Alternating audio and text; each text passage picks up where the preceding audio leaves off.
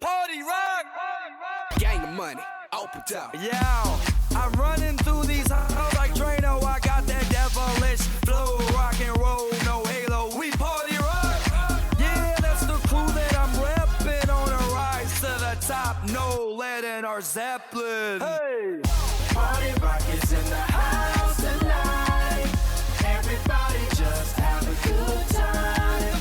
feel it, And we gon' make you lose your mind. We just wanna see you.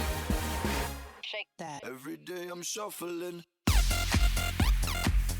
Welcome back, everybody. This is Cory. And this is Dave. And this is Scott. Praising Satan. Praising Satan. Praise Satan. Praise Satan. Yay! Yeah. Praising Satan. All right, so if you were with us the last time or last couple of times, you know that we have entered our Elite 8 round. We're down to our final 8 albums after having done this over God knows how many episodes so far. Well, actually 75 episodes, right? Because we just got sort of the... Did we just... Our hosting provider just sent us a note the other day that we published our 75th episode. Wow. Yeah, but one of those is kind of a cheat because it's the mini episode that I did. Oh, that's okay. The mini-sode. Oh, yeah. Tell them what the mini episodes are for people who don't know. Yeah, so what I've been going back and doing is we have our middle parts that we call our centerpiece, and we've had discussions, we've had quizzes, we've had all sorts of stupid shit, and we're just going to kind of release those as what, like, you know, the kiddies do on TikTok and YouTube with these shorts. So it's our own little version. It gives you a little flavor and a little taste of the show, and maybe you'll hear that and be like, hey, what's the rest of that show like? And you can go back and hear it. And I'll be honest with you. Yeah. You know, they're not near as irritating as a TikTok video. Very, very little is. So, yep, that's true. You could listen to us instead of watching a fucking TikTok video. So, so we're down, like I said, now we're down to these final 8 albums, and we've been trying a new thing last couple episodes. We thought for these final 8, we would actually all sit down and listen to them end to end. And Cory and Scott and I will say things and comment on things and wander off while the record is playing. But we'll just have ourselves a little listening party. So we have done this already with Led Zeppelin 1, the debut album of Led Zeppelin. Last time we did it with The Dark Side of the Moon by Pink Floyd. Today we are listening to another album by the Led Zeppelin, and that is Houses of the Holy, which is a few albums after the one. We had 2 bands that made it into our final 8 with 2 albums. Zeppelin was one of them. The Beatles are the other. We'll get to the Beatles later. But yeah, that's the premise. All right. We ready to drop the needle? I think we are ready to drop the needle, so here we go. Kick it!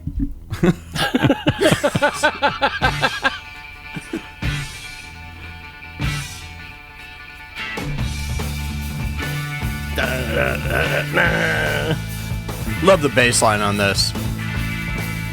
That is a killer bass line. This might be like one of the best opening tracks on an album ever. Agreed. Oh, yeah. And that they were kind of calling it an overture is rather fitting, because when you hear it, before I was reading that they called it an overture, I was like, it felt like something like from Tommy.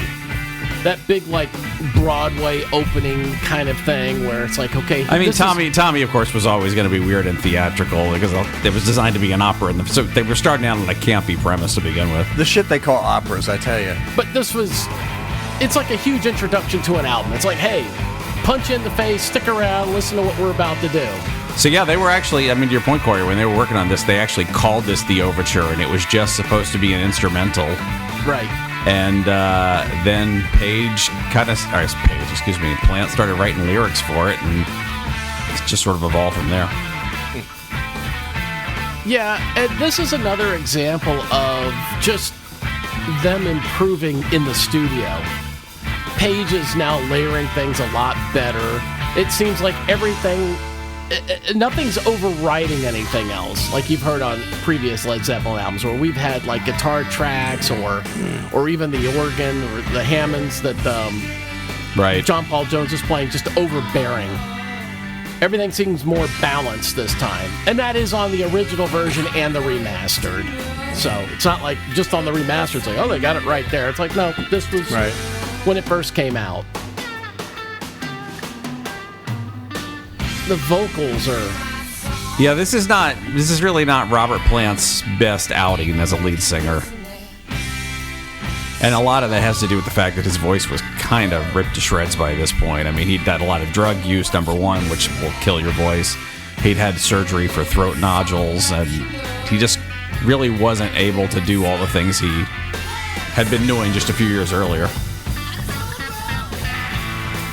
He stopped going by his former name, Coky Roberts, at that point. Coky Roberts. Coky Roberts. Well, Yeah. also, this was supposed to be a big, like, shout from the mountaintop because it's all about their traveling around the world. I mean, it's kind of the theme of this album in a way of, like, everything's about the audience, everything's about being out on the road. I don't know, not all of it, but yeah, there are definitely big chunks of this that are sort of an homage to their audience. The actual title of the album, Houses of the Holy, refers to these big arenas they were playing in at this time, and they sort of analogizing them to these holy spaces where this kind of communal musical experience took place. All right.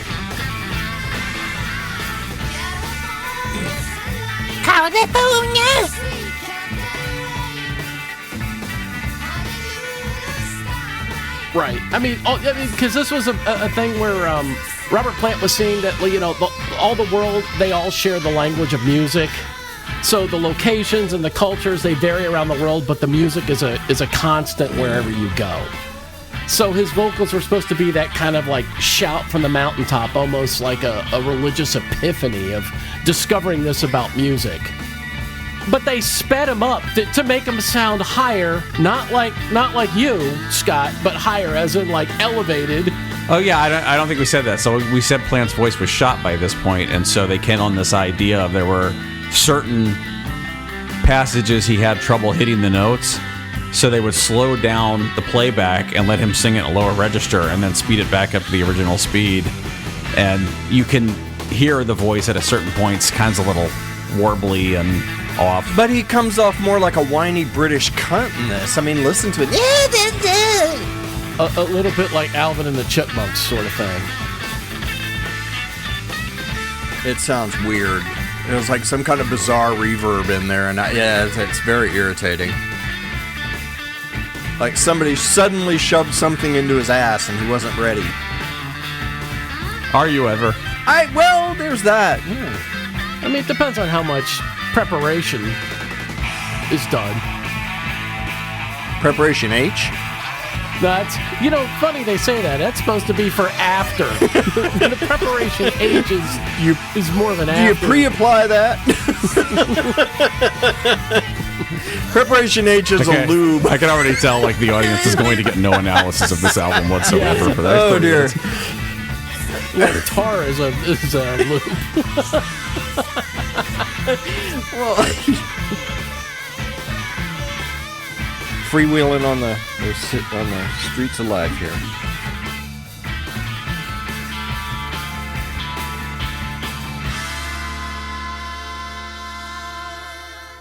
And then we go into this awesome song called The Rain Song. Yeah, fucking love the Rain Song. I adore this song. Fucking adore this song. The tuning on this is so cool. Yeah, it wasn't Dadgad, was it? He was using... No, it's not D-A-D-G-A-D. I forget. I don't have it in front of me. But it is... It's just so lush. It's funky. 6, 12 strings, all layered.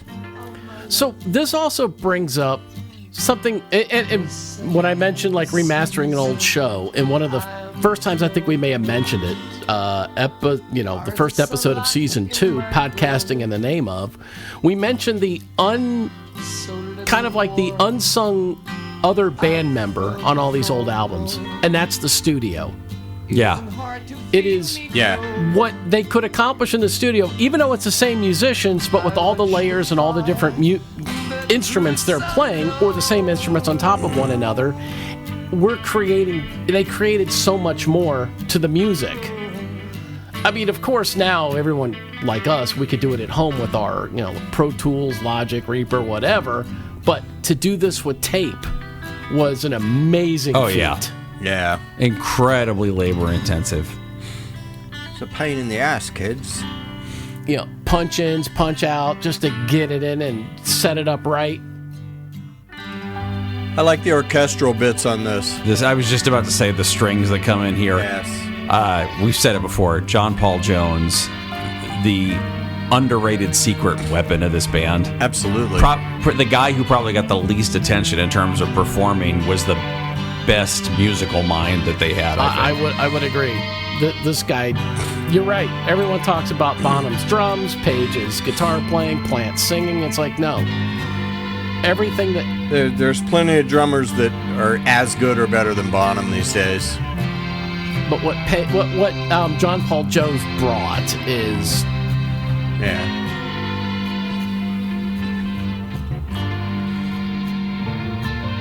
He brought a bit of class in there. Sorry, go ahead. No, I was say just saying, that again. I was just saying he brought a bit of class in there, that classical vibe to it, which is nice.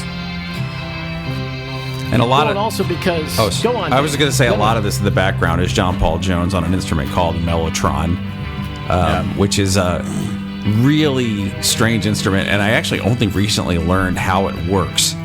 I just always thought of it as an earlier synthesizer, and it is. But today, whereas if you want to get like a sound of a cello or a sound of a violin or a sound of a flute, you'll get these digital samples. Like they'll literally go in and do digital recordings of somebody playing that instrument, and they'll program it into a little patch that you can trigger on your computer.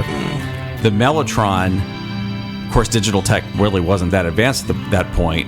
So it was actually, they would record on physical tape. Wow. A violin player or a cello player or whatever, and when you hit the key, you were literally playing back that physical tape. Wow. Cool. Yeah. That's cool.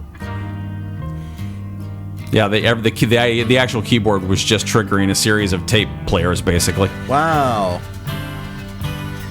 That would be weird to mess with digitally. Well, there was a little bit of a lag time between the time you pressed the key and the time that it started geared up. So one of the things I read was that Jones had to really practice to anticipate and hit the key before he needed the sound to account for that lag time. That's cool. That's very cool. Oh wow! Again, the kind of musicianship you don't really have anymore. No. And it's not that it doesn't exist. It's just that they don't need it because of technology. I would say the technology changed and got better in some ways. So.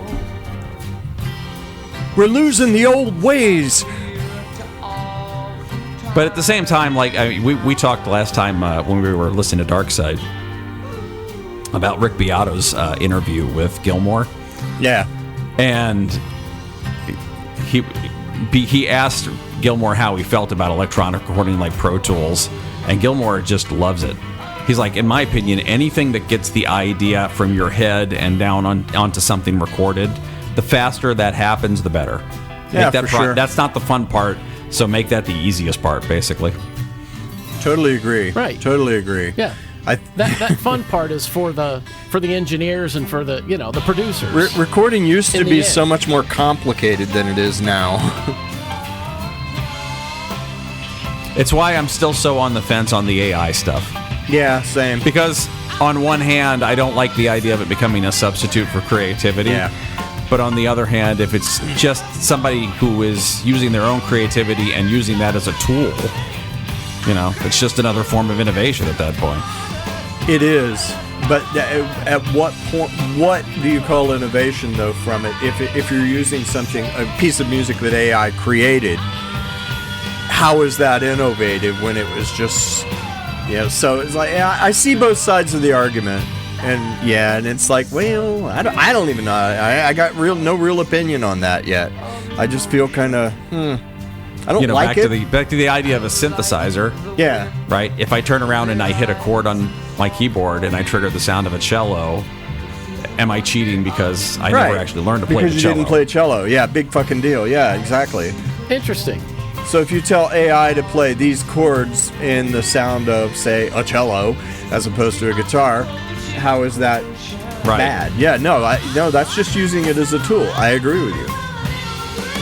So, artistically, I don't like it so much, but Oh, fucking well. It is the way of the world right now, which is weird.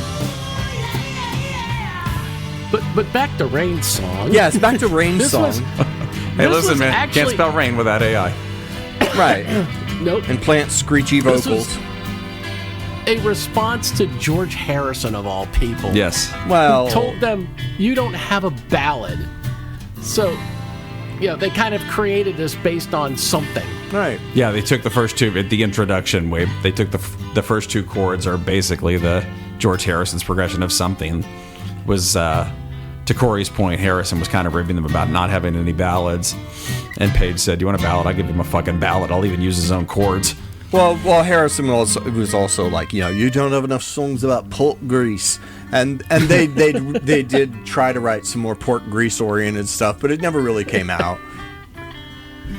And one other thing that's really cool about the song is how all the instruments come in one at a time and go out one at a time. Yeah, it's a little like a fugue kind of structure. It was very pretty. And this song, I love this song. Over the Hills and good. Far Away. Yes. Yes. This is really kind of the oldest song on this album, because this is something when Page was still in the Yardbirds, he originally came up with this. It was called White Summer back then. But then when they went on to the new Yardbirds and Plant joined up, they kind of reworked it over a series. Well, again, we talked about Dark Side, how they worked that material out on the road. It's kind of the same thing. They actually took this song out on the road, worked on it in front of audiences for a while, and then got in the studio and gave us this version. And yet that was always the when we were going to concerts, and I don't know if it really happens anymore, because most concerts you go to, they tend to pander to the audience the entire show. But when we went, there was always that time where it's like, all right, we're going to play something new that you haven't heard yet. Yeah. And that was usually the time that all the queues to the bathroom would fill up. Because if the audience doesn't know the song, they're not going to pay attention. And yet, a year later, when they have the album, they're like, oh, I should have been paying attention. They did this live for the first time when I was at the show. But If you want to clear out an arena quickly, either yell fire or here's one off our new album. Yeah, I've found several ways as a solo artist. You can clear a room by simply playing the song Plush in swing time. Who knew? I found out. Total FAFO thing. That's it, kids. Always play Plush in swing time. although it did sound pretty cool. I thought it was bitching in swing time. I don't give a fuck what anybody else thinks. I'll stand by that. Exactly. And this is a song that was written at, Cory, you want to say it since you looked up the pronunciation? Oh, yeah. Yeah, but I didn't remember how to say it. God damn it. The place in Wales is something like that. It's also the name of a song, I think on Physical Graffiti, the Brawn Stomp or Tromp or... But it's Welsh, so it's Welsh, good fucking luck with that. Yeah, the only thing I know about the Welsh language is if you ask somebody how to pronounce something and they go, oh, like it's spelled. No, they're lying to you. No. It is not phonetic. Yeah, something like that. No, I actually took Welsh on Duolingo for a few months. Oh, did you really? Oh, yeah. Bada beef. That's tea bread. Let's see. Pisco Disclodian. That's fish and chips. Pisco Disclodian. I love that one. Yeah, some weird shit. Anyway, it's a weird fucking language. And yeah, there are actually vowels, but goddamn. I don't know. Yeah, I didn't stick They just with don't feel particularly compelled to use them most of the time. Exactly. Let's throw in Y's. Okay, there you go. Kind of like those deep forests of like Wales are kind of like our Appalachian. You go in there and you can't understand a fucking word anybody says. That's actually a pretty fair analogy. There you go, yeah. You get too far north, them motherfuckers are all on meth and they be talking like this. Yeah, but I understand that. Well, do you? Oh, you're in Florida, that's why. Right. Come on, it's in the water down there, isn't it?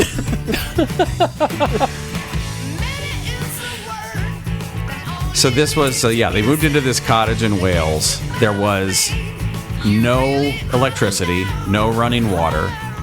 But they're staying in there, and they would basically sit by the fire to stay warm in the evenings and write music together.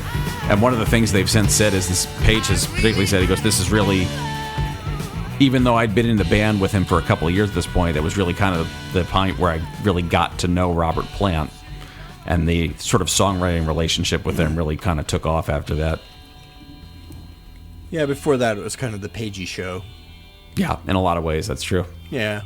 That's okay. That song in particular is just so good as a rock and roll song. Just bam. Hits all the buttons. And, of course, we know that Robert Plant loves J.R.R. Tolkien. And there is actually a Tolkien poem called Over the Hills and Far Away. But for once, Plant kind of restrained himself a little bit. He stole the title, but didn't actually steal any of the other lines from the poem. At least he didn't go on about Gollum again. Yeah. Stupid Well, twat. also, I did find that Over the Hills and Far... Take a deep breath, because it's coming. Oh. Yeah.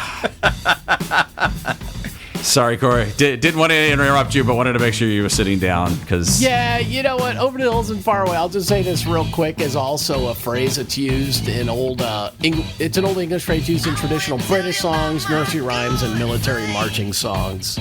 But now on to... the crunge. Yeah, musically, it's with the U. Vocally, it's with the I. I love his guitar on this, dude. His guitar is so sick. It's just ugly and slappy, and like he captured that I'm a pimp vibe with the guitar so well. Oh, I've said before when we talked about this album, the problem here has nothing to do with the music. Honestly, the musical part of this is fine. What kills this is Robert Plant. If they had done this as an instrumental, I could have played this for you and told you it was an early Red Hot Chili Peppers single, and you would have believed me. And that weird little poofy organ in there, bum, bum, bum, bum, bum. That's cool. I think that's also the Mellotron. When you told me the time signatures on this song, I was like, what the fuck? Oh yeah, this is so yeah. The whole genesis of this was, it kind of started as a joke when they were jamming. The idea was to do tribute to they were all big James Brown fans, so they wanted to do a tribute to James Brown style funk. But then Bonham came up with this beat that nobody could ever possibly dance to, because it is changing as he was wont to do. It was changing time signatures constantly throughout this. Didn't they also want to develop a dance step to go with this? Well, they wanted to, you ever seen like back in the 50s and 60s, those little sheets they put down on the floor to show you where to like step for each, how to do the box step and those kinds of things. Yeah, they did a joke about maybe they should actually include one of those in the album sleeve for a fake dance to go along with this. That would have been hilarious. Because you do look like, well, I'm going to say something now that's going to get me edited out. God damn it. You'd be like, see, is that wrong? You were okay until you I can't say. What the fuck? Why? I know you can't say that. Please stop. Fucking stop. I mean, No, stop. Oh God. it is kind of James Brownsy, that vibe. Oh yeah. So this is the part. This is where it really goes off the rails. Yeah. So a lot of James Brown love tracks this. in here. Can I take him to the bridge? Can I take him to the bridge? Yeah, I'd like to take Plant to the bridge there and kick him off it.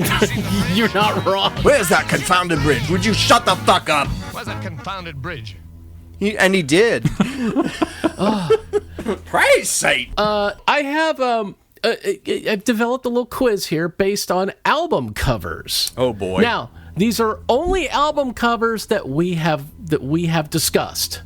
We haven't discussed the actual album cover. We've discussed the albums.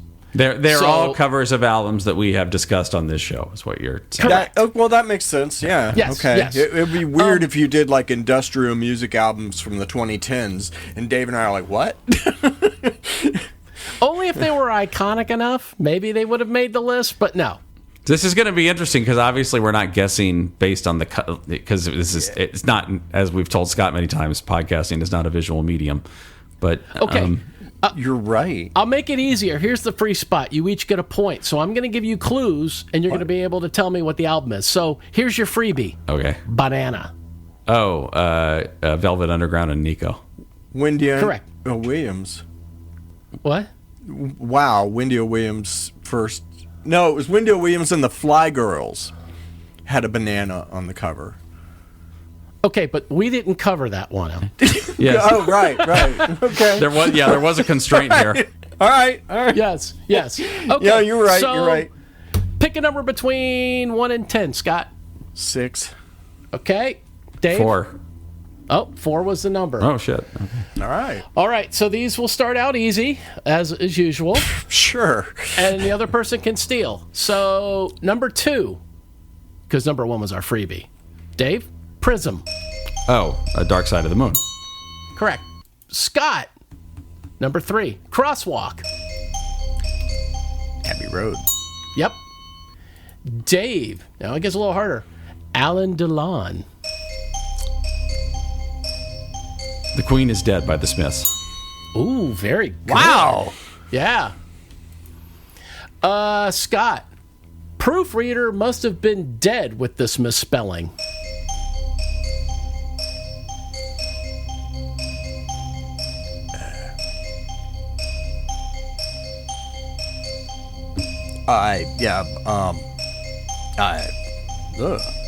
I'm at a loss for once.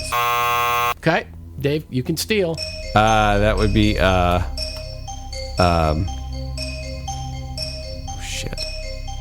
What? I just had it in my head. That's what she said. It's the something in Odessi. I just can't remember the first word. Yes. The Odessi and the Oracle. Odessi is Oh, Oracle. Jesus That's- yeah. Christ. Yeah, I would never Yep. remember that. Yeah. Fuck those All people. right, so Dave, to you. A band playing live, yet the album is not. Oh, yeah. Band playing live, yet the album is not. Kiss Alive. Yep. Alive! All right, Scott, wearing a cape with her boobs out. Robin?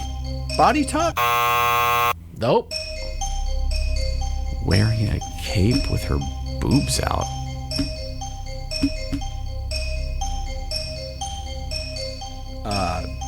Her exposed chest. I would like to see more of those. I think it's a good thing. All right. I give up. I'm stumped. Exile in Guyville, Liz Fair. Oh, that's right. Yeah. Wow. Because it actually is sort of like just off the edge of the album cover. Yeah, I remember now. Yep. All right, so this one goes to you, Dave. Andy Warhol's Mystery Meat, but it's not band meat. Sticky Fingers, Rolling Stones. Correct. Scott, a big 2001 looking monolith that looks like it's been pissed on. A big monolith. Looks like it's been Concrete pissed. monolith. Yeah, yeah, that's what she said. And you pee on it, huh? Yeah. Okay. No. Dave? Who's Next by The Who. Correct. What? Who's Next? Where they're Jesus like standing in the Christ. slag heap and the big concrete thing. No, I don't even know what that one looks like. I'm gonna have to go look at it. Yeah. Jesus Dave. Christ. Queensbridge Projects. Oh,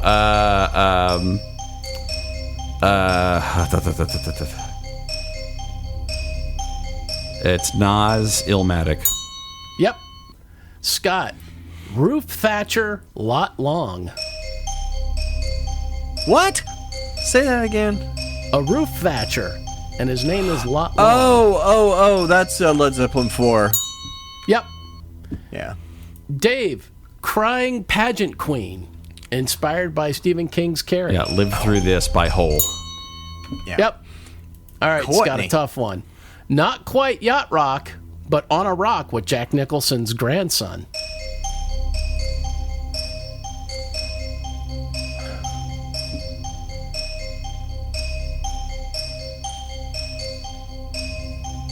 I don't know. Dave, you got a... Norman fucking Rockwell by Lana Del Rey. Yep. Jesus Christ, dude. All right, machine. Wow. All right, Dave. What is really a clothing store called Lee's Sportswear at the corner of Rivington and Ludlow Streets in Manhattan's Lower East Side, although claimed to be in Brooklyn? That's to me. Yep. That's Beastie Boys' Paul's Boutique. Correct. Good All right, God. Scott. Weaver kidding? D's in Athens. Scott, we just talked about this one. That's an REM song album. Yeah. Yep. Yeah. Yeah. I don't know the name of the album, though. I don't know their album titles. I'll give it to you. You got REM. Yeah. It's REM. I knew that. It's the only one Automatic that for the was- people. Automatic for the... Oh, okay. So, yeah. Hi, everyone. Dave here. Sorry about interrupting the quiz, but while I was editing the show, it suddenly dawned on me that, we kind of screwed the pooch here. So in that last question, Cory described the cover of REM's album Automatic for the People as Weaver D's in Athens. And that's actually not quite right. Now, it's an understandable mistake. There really was a restaurant in Athens, Georgia called Weaver D's. And in their younger days, the REM guys were regular customers. So when they made the album, they went back to the owner, a guy by the name of Dexter Weaver, and asked if they could name it after the restaurant's slogan, Automatic for the People. So the title of the album does, in fact, relate back to Weaver D's. But the cover itself, that's not actually a picture of Weaver D's. If you Google that cover, what you'll find is this photo of a weird star-shaped sculpture thing. And that little thing was actually part of a sign for a place called the Sinbad Motel in Miami. So even though the title is connected to Weaver D's, the photo is of a completely different building in a completely different state. And as an aside, if you want, you can actually still go to the Sinbad Motel. You won't find that little star thingy on the sign anymore. They took it down because it got damaged in a hurricane. But at this moment that I'm recording this, it's got 3.2 stars on Google, and rooms start at just $69 a night. Unfortunately, what you can't do anymore is eat at Weaver D's, because it actually just closed a short while before we recorded this. And then on a related note, we here at Musical Shenanigans would like to wish Dexter Weaver a long and happy retirement. But yeah, Cory fucked up when he wrote the question. Scott and I fucked up for not noticing it. And I'll admit, maybe all of this is getting a little pedantic. But with all the misinformation that's out there these days, we just kind of feel like when we make a mistake, we ought to own it and acknowledge it and apologize. And so, whoops, sorry. Okay, with that out of the way, we'll now get back to the rest of the quiz. And I don't know about you, but personally, I can't wait to find out who wins. Dave, the artist holding a baby above a clearly deceased white judge and a kid with a blurred out middle finger, which just happens to be right above one of those odious parental advisory stickers, and all in front of the White House.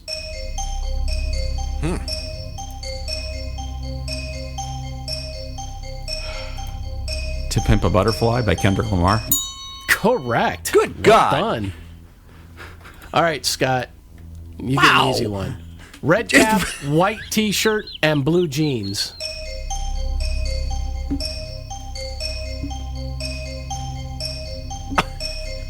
Jesus Christ. One more time. Red cap, white t-shirt, and blue jeans. This one's pretty iconic. If you say so. Red, white, and blue. Yes, I know what the colors of the American flag are. I still live here. But I don't understand the reference. Yeah, I know it's going to be something stupid and fucking lame, but whatever. All right, hit me. Dave? Born in the USA by Bruce Springsteen. Oh, Jesus. All right, Dave. Yeah, okay. I'm a Native American and not from India, you dumbass. Bold Axis, Axis Bold as Love, excuse me, by Jimi Hendrix. Yes. Do you remember the story here? Yes, because Hendrix asked them to design an album cover. He's part Native American.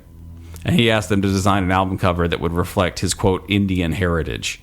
And so the artist went out, and I guess when they realized this, it was too late to do anything about it. The artist came back with the cover, and it was like Jimi Hendrix's Vishnu, and because he said Indian heritage, and Yeah. yeah, They Hendrix was pissed. Yep. It's almost like AI answered his question. You are not wrong. It's a total AI thing to do.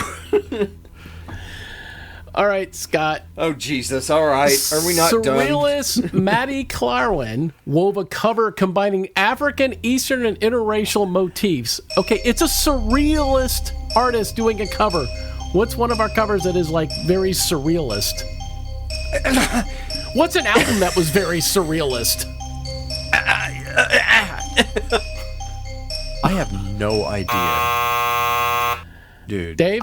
Bitches Brew by Miles Davis. Correct. What? Jesus. All right, Fucking and black finally, magic sorcery over here. It's disturbing. Counterculture cartoonist Robert R. Crumb drew the cover for this 1967 debut album, a psychedelic comic strip that tells the album story in each of its songs. That to me. Yep. It's Big Brother and the Holding Company. Cheap Thrills. You are correct. You fucking And you win. planned this. You planned this. Jesus Christ. You planned this. You guys fucking set this up before. Scott's asking for a recount. It's giving me rigged. these ridiculous questions, and I'm like, what? I thought they weren't that hard. I didn't either. Wow. Wow. Okay. Look, I know I'm a little musically unkempt, but Jesus Christ. Damn. No, I guess I just never really paid that much attention to the fucking album covers, you know? Well, I mean, there it we just are. this is just kind of, it goes Because back to music when you isn't listen listened to in albums anymore, really. No one listen. A lot of people don't listen to albums. No, but you know what? I actually find myself paying more attention to album art now than I did just a few years ago because Really? Well, because now most of the time I'm listening to music, I'm driving somewhere and it's on my CarPlay, so it's like right on the screen, and they have the album cover right next to the title, and so it's that's true. You know, I'm not sitting there with the cardboard anymore, obviously, but No, that makes sense. You used to panhandle. You sat there with a cardboard. Oh yeah. You know, we'll work for food or whatever. Yeah, we'll work for bonus track. I'm glad you gave that up. It's a tough life to get out of. So that was it. All right. The album cover game, everyone. Okay, well, that was fun. Yeah. All right, so now, as we have done for a while, we will take a break, pay homage to some of the albums that have been eliminated, and then we will be right back after that. Jodie Foster. Hooray! Yay! Hey, Satan!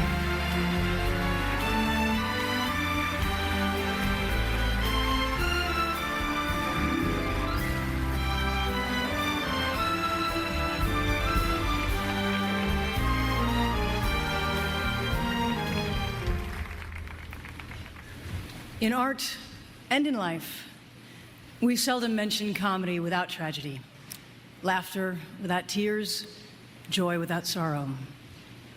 And though the passing of those we hold dear brings us pain, it's only fitting to remember their gifts with happiness. In their own special ways, they inspired each and every one of us here tonight and countless others watching around the world. Though they may be gone, the legacy of their work continues to enlighten and entertain. Violator by Depeche Mode. Melodrama by Lord. To Pimp a Butterfly by Kendrick Lamar. Live Through This by Hole.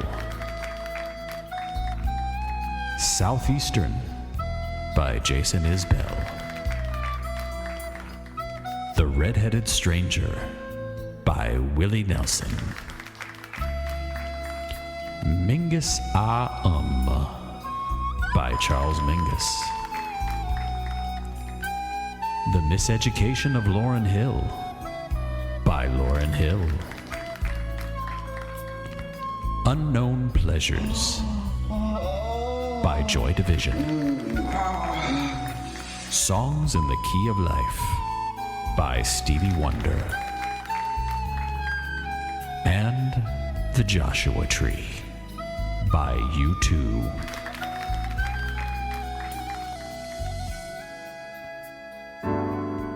all beef patties, special sauce, lettuce, cheese, pickles, onions on a sesame seed bun.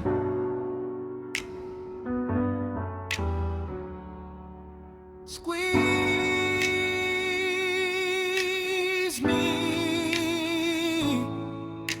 between two all beef patties. Get in my crunch and munch, 'cause I'm loving it.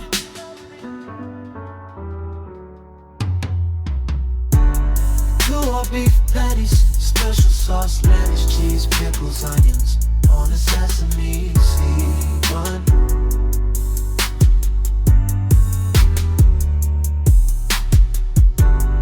Lean into some soft sesame seed buns, because you deserve a break today. Two all beef patties, special sauce, lettuce, cheese, pickles, onions on a sesame seed bun.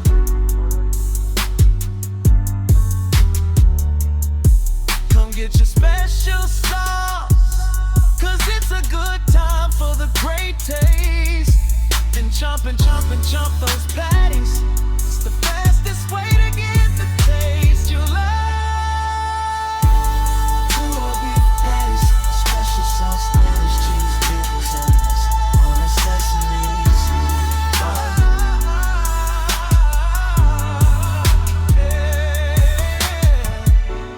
Two all beef patties, special sauce, lettuce, cheese, pickles, onions on a sesame seed bun. Quality you can taste.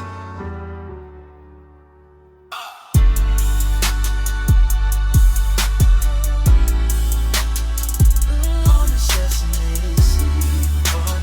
Quality you can taste. I'm loving it. Oh, David, it. On a sesame seed bun. Quality you can taste. I'm loving it. All day long. Ready to hit side 2? All right, here we go.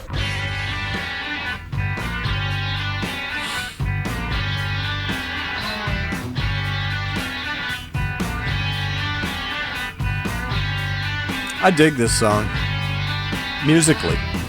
Lyrically, it's kind of irritating. Dancing days are here again. Summer evenings go. We were just talking about the guitar riff that kind of drives this song. I took a long time to come around on this song because I really don't care for that riff. I said it's alright. I know he's doing it intentionally, but it's like a bend that just doesn't quite go as far as it feels like it's supposed to go. And I love that. And it's an alternate Anything tuning. weird and offbeat. Yeah, is it's it- an alternate tuning that it is heard in the Middle East and in Indian music, East Asia kind of thing. He was very influenced, and that was kind of the norm. Harrison was super influenced by that. Page was influenced by that. They all went to, India or Nepal or those countries, and as musicians, they picked the They stuff all up. got stoned with Ravi Shankar, is what you're trying to say. Yeah, exactly. Everybody was hanging with Yeah. Robbie. Robbie was the shit, man. I saw him live once. Fucking amazing. Really? Yes. Ravi Shankar, that's Yeah, at over in Clearwater, there's that place you used to go to. it's Nora Jones' father. Yeah. Yes. Which when I learned that, I was like, wait, what? Yeah, I know. I thought that was weird. Yeah, so that I had no idea there were. sorry, I was going to say that riff is annoying, but then you also have this.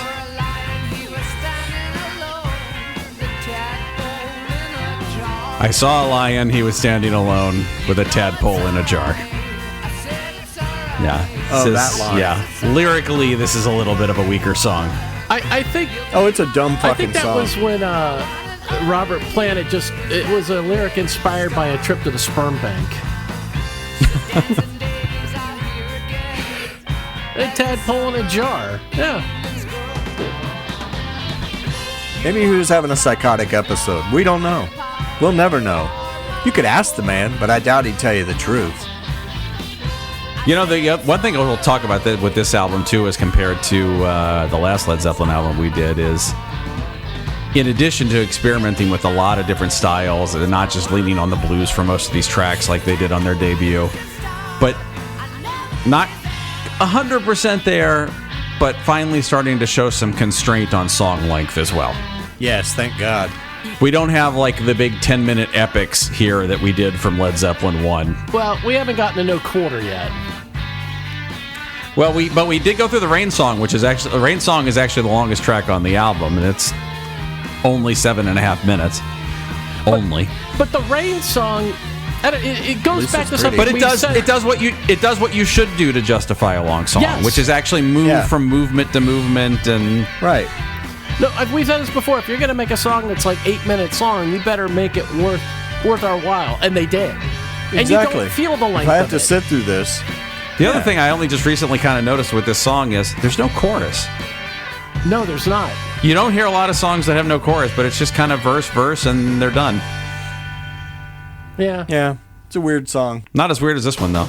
God. This is the Led Zeppelin take on reggae music. Dread Zeppelin, Billy. Now, I know that they hate this song. I get it. But I love the drum line in this song. This is one of those drum lines that if you were to strip out all the instruments and play the drums, you would still be able to name this song. Probably. Yeah, I think it actually started with this beat that Bonham came up with, where he was kind of trying to fuse an old doo-wop sound with reggae beats. And then it turned into this, which the irony there is, even though it started with him, John Paul Jones, who also hates this song, said that Bonham particularly hated playing this. He was, to quote John Paul Jones, Bonham was into pretty much any genre of music except for jazz and reggae, because he thought they were both just boring to play. Wow. You don't hear a lot of drummers saying that jazz is boring to play, but... No, you really don't. Because, well, the ones that say that are the ones that can't play it. Yeah, I'm sure Bonham could have. He seemed competent. He was competent enough to do it, but I think that it is a completely different method. It is a completely different thought process to play jazz than it is what he was doing. And what he was doing was incredibly creative and innovative. So... You know, as irritating as this song is for me, the guitar solo is stuck in my fucking cortex. I don't hate this the way some people do it. This is I don't hate it. That's just it. Is I don't hate it because I heard it so much on the radio growing up. Oh my God! Just no. This is the quote unquote radio friendly song, and it's like, yeah, I get it, but why this song though? God, there's so many better ones on the album, but. I mean, yeah. Folks who've been listening for a while know that I love it when we have a song from the Rolling Stone Top 500 that Rolling Stone absolutely ripped to shreds when it came out. And the original review for Houses of the Holy, Rolling Stone called this song a pathetic stab at reggae that would probably get the Zepp laughed off the island if they bothered playing in Jamaica. Wow. Yeah. In fact, Rolling Stone, this entire album, they dismissed it as a limp blimp. Wow. One of the dullest and most confusing albums. Yeah. There's another site, Pop Matters, I was just reading the other day. If there's one thing that could be more bizarre than a group of internationally renowned white British musicians attempting an authentic take on funk, as in the crunge, it is those same musicians pretending they're on Jamaican vacation for 4.5 minutes. The image of Robert Plant getting dreadlocks while the rest of the band lets their pasty British skin burn up in the sun comes to my mind every time I hear it. Robert Plant with dreads. Yeah, I can see it. And yet the punks later that picked up the reggae do kind of point back to this. You know. Everything is relative. It is. Everything is relative, exactly. That's critics don't know shit. Of course, somebody can write a shitty review of it. Well, NME kind of gave a backhanded compliment of going, an album of the highest quality possible. So ambiguous. It's like, you said everything and nothing in that short phrase. It does. They didn't want to commit. It kind of says it all in some ways. Like, there's a lot of subjectiveness here.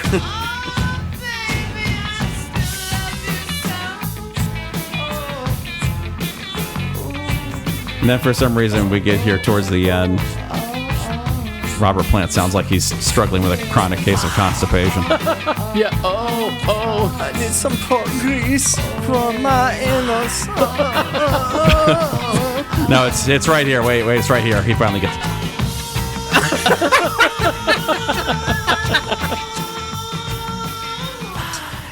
Thank you, Robert. Thank you for just like pressing on this nerve there. And then Led Zeppelin becomes a prog band. I love this song. Okay, as cool as No Quarter is, it's still kind of a slog. Well, I mean, this is the second longest. This is the second longest track, and yeah, they could have made it shorter. This is proto Tool. This is where Tool came from. This is the birth of Tool. Right Tool here. covered this, I think. Yeah, they did. Yeah, and they do a killer version. I love their version of it.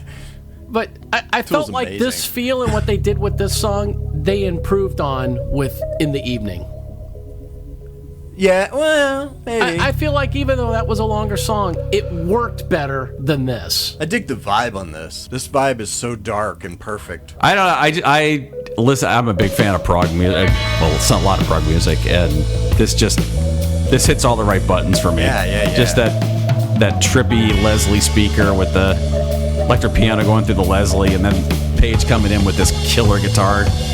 That killer riff, yes. That riff is so. Oh no, good. that's all very cool. It's just that it is just a little too long, I felt. No, I don't disagree. Actually, I love the song, and I say it's too long as well. I mean, there's so many cool aspects. I think it's indicative of the times where that was the way most bands did things. They had longer intros. You play, okay, we're gonna play this 4 times, then you come in. And I noticed that on some of our songs, Cory. Back in the day, we do, okay, after this verse, we're gonna play the riff 4 times and then go back to the chorus. And it's like, God, it was. Well, you weren't in it. We were. I know I sent you guys a guy online who was talking about this concept the other day. Today, we're in an era where you've got to hook people in the first minute because it's all about individual streams. Yeah. You didn't have to worry about that when in '73 when this came out. You could take 2 minutes for an intro and nobody complained about it. Yeah. Right. That infographic you sent the other day on how much Spotify paid for streams and how much you had to get streamed in order to even get any money from them it's insane, and people don't realize that, and they just glorify fucking Spotify, which can go to hell and die, by the way. Well, and going back to what we said about AI, how Spotify is allowing it. Yeah, I know. I mean, this is the other thing too, Cory, is you talk about this being a slog. Go watch them do this live in the 70s. Oh, no. Because No. what they would do when they played this live is John Paul Jones would usually go into an extended keyboard jam, sometimes grand piano, sometimes organ, sometimes mellotron, but he would go on. Often it was not uncommon for them to play this from 20 to 35 minutes long. It's the song remains the same. The concert movie has a version of this live, and it's amazing. And yes, it's very long. It's like 30 minutes, but it's great. And it fits the live vibe. It makes you, I don't know. That's one of my favorite concert movies, though, to be fair. And we were talking earlier just about what a consummate musician he was. When he'd go into those solos, those extended solos, he would often weave in Rachmaninoff and other little classical bits into his solos as he was playing. Oh, yeah, no, it was definitely an opportunity for John Paul Jones to shine. Mm-hmm. For sure. This atmospheric part here, Yeah, so this dark atmosphere influenced something called doom metal, Scott. Is that like Sabbath, Typo Negative? I mean, doom metal, what would... Sabbath, bands like Castle Rat. Castle Rat, they're out now. They're really cool. They do the whole doom metal vibe thing, and it's different, and it's not my favorite thing, but And then also progressive metal. You mentioned Tool. And then the atmospheric, which is Floyd, but I feel like the inspiration could have gone both ways. This is very much right here like any color you like. Oh, yeah. I mean, Floyd was doing the atmospheric cinematic stuff. Before this. Well before this. Yeah, because, I mean, Echoes. Yeah. I hear this and I think of Echoes off of, what is it, Metal it's on? Yeah, which takes up an entire side, the entire first side of the album. I think I just peed myself. I come to Cyber Cow. What did he say? I'm Mudu Matsu Davis now. Goes and vibes, you know. I think he said drive-by. Howling cold. God damn it, we rented the vocoder and we're going to use it. He's mumbling worse than fucking Elvis. It is, even though Pink and blue. What? This is one of my favorite Zeppelin songs because I do love that moody, atmospheric sound. Really? But it's only, it's... Yeah, I know. I love the sound. It's just his vocals. It's like, that's where I was going. I was just about to say that, like, it's only recently listening to this that I've really come to appreciate, the lyrics are kind of stupid. It's one of those songs that is... He's writing words that sound like they're supposed to be deep and meaningful and significant, but they really don't say anything at all. That's fair. You know, I've noticed that a lot about, like, Zeppelin albums in general, but, you know... It's although Cory, to your point, talk about influencing Sabbath. I think I said the same thing when we talked about the Sabbath album a while back, that they would write these doomy kind of sounds, but a lot of it sounded like a middle school kid writing in his notebook between classes. Yeah. Kinda. I don't think Sabbath really hit their stride until Paranoid. Yeah. I mean, they were so jazz influenced. This is kind of jazzy too, and I dig that. They hated jazz. Yeah. Jazz schmazz.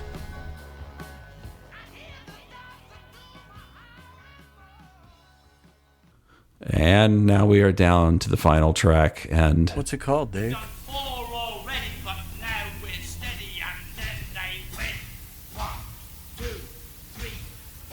just letting John Bonham's one and only vocal performance on a Led Zeppelin album. You're John Bonham there counting in on this. This is called The Ocean. And as I said, there's an awful lot of this album that's kind of a tribute to the fans. The title of the album, as I said earlier, referring to the arenas they played. The ocean refers to the sort of sea of faces you'd see looking out from the stage. No, this is one of my favorites of Zeppelin. The song just has great groove. It just, I don't know, just everything about it works. Even with the odd, like, the riff alternates between like 4/4 and 7/8, yet you don't. I love this riff. That's cool. It's bluesy, jazzy, funky all at once, and it's like, fuck yeah, Page is a master. It's almost like a stutter, but it works. It's like they're stumbling, but they catch themselves. Yeah, it's, well, you shouldn't be fangirling over Jimmy. Nah, come on, Jimmy Page was pretty innovative for back in the day. Oh yeah. People accused him of being sloppy, but it's like, nah, I don't really see that so much. But I guess Plant's vocals really were all destroyed because I feel like they sped this up too a little. Yeah, I do think they used the same trick. Back when we were talking about the Rain song, I think it was the Rain song where Plant was saying that he considered that to be one of his best vocal performances ever. And it was because he knew that he'd gotten this reputation for being the guy that does these big falsetto screams. And A, because of the surgery and everything else, he just couldn't do them as well anymore. But B, he also felt that he needed to continue to change. He couldn't just sort of pull the same trick out of the bag every time. And so on this album, he's really focused more on trying to rein it in a little bit. Well, you start singing within your range, and then you realize you get to sing these songs a lot longer than just, 10, 15 years, 20, 30 years later, you could still do it if you stay in your range. It's like what he's doing now. His work now is nice. You know? I don't mind Robert Plant now. Yeah, but there's a reason, I mean, that when you hear Robert Plant come out with a new track now, it's almost always some sort of mellow country influence kind of thing, and it's the reason he doesn't go out and do a whole lot of love on tour anymore. Yeah, that's not happening. Well, he's got Alison Krauss, too. Oh, no, the albums he does with her are amazing. Yeah. She's great. She's really great. Such a great voice. Yeah, this song is one of the stronger ones on this album, too. This and Rain's song. And we may have missed it already, but at some point, I have to see if I find it when I actually sit down to mix this episode. About halfway through the song, apparently, the mics picked up a telephone ringing in the studio that people always talk about. I've never noticed it, but we'll see if I can find it. Maybe you could isolate it. Yeah. Kind of like when the drummer yells fucking Louie Louie when he drops the drumstick. Does he? Oh, yeah. Yeah. When that song came out, the FBI actually had a whole task force like poring over the lyrics, looking for hidden communist messages. They were looking for a reason to call it obscene, basically. They were because this was like when there was the big like scare about obscenity, and so they're poring over trying to hear if he's all of that mumbling singing, if he was squeezing something obscene in there. And they focused so much on the lead singer, they completely overlooked the drummer in the background yelling "fuck" after he lost a drumstick. Yeah. It's brilliant. Well, you know, these things happen. Government oversight, Billy. It's a fun thing. And this whole doo-wop ending. Yeah. It is. The ending of this is cool. Love that chord fade up. Yeah.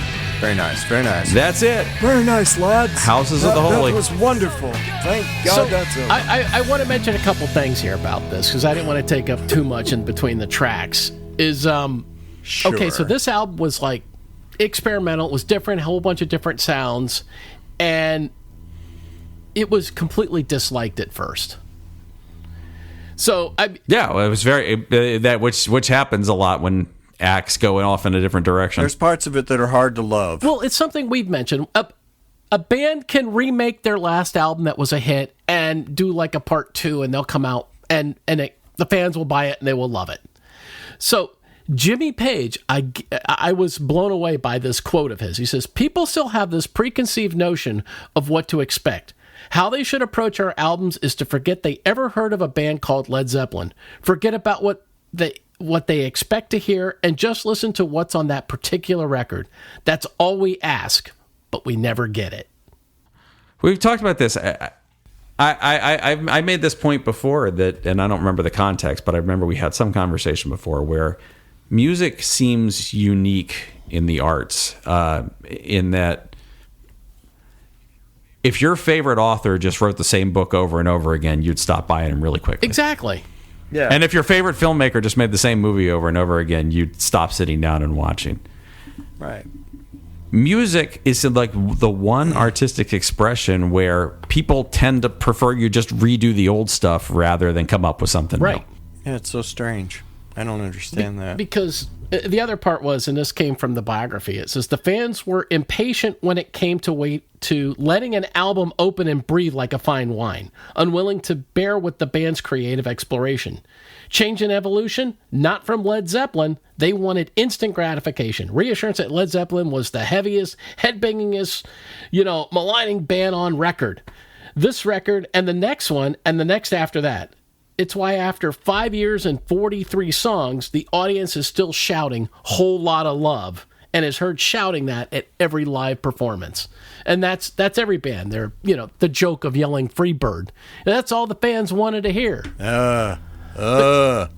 So when people go to a show, they got to hear that one song. Yeah, there's that. That's the vibe I was getting off of a lot of these bigger, like the metal bands especially, have that problem. There's a handful of songs that people just associate with them, and to be fair, that's like you said, Dave, that's people are like that. They just Well, I'm onto it. And it goes to talk about the attention span thing too. You know, what keeps your attention better? Listen, and I'm guilty. I'll be the first one to admit it. If I'm deciding whether or not to go to a show, we've talked before about price of concert tickets. If I'm going to blow the kind of money that they charge these days for concert tickets, I sound like a fucking old man. Get off my lawn. If I'm going to spend that kind of money, it's going to be an artist that I'm familiar enough with their catalog that I am likely to know 80% of the songs that they play. Right. I would hate to go to a Katy Perry show. Yes. Not that I would. Well, I mean, for more reasons than one. Right. But yeah. But you know, because I would not know any of her songs except "I Kissed a Girl." That's the only one I would know. So yeah, so I mean, literally. I'm just as guilty as saying, you know, I want to hear you play something that I can sing along to, and I don't know what this new shit is.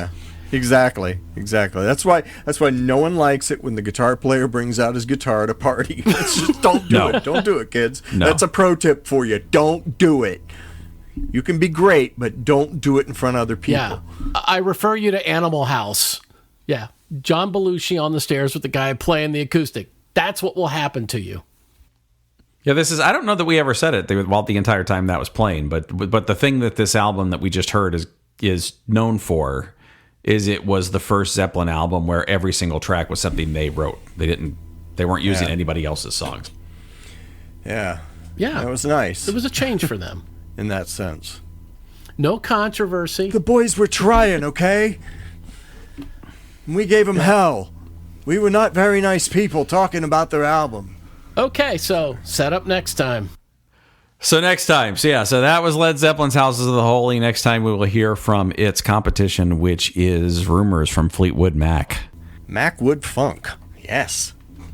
All right. I may even be a little more awake. I'll fangirl the hell out of Lindsey Buckingham and his playing. He's a douche, but, you know, whatever. It's like... Guy can play. And can write. And can produce. Yeah, and sing. I mean, think about it. We've got he's Jimmy really Page good. and Lindsey Buckingham. If you had to choose between one of those two to engineer and produce your album, I'd be hard-pressed to make a decision there. Dude, Mitch. Just saying. That's a tough choice right there, Jimmy. Yep. All right, then. Well, as long as the world doesn't blow up, we'll catch you next time. We hope not. Yeah. It might not. We're in a place right now where where see you. We're gonna try. I don't know if I want to tell Frank to press the button or not. Jesus Christ. When will it end? When we say it ends, God damn it. Praise Satan.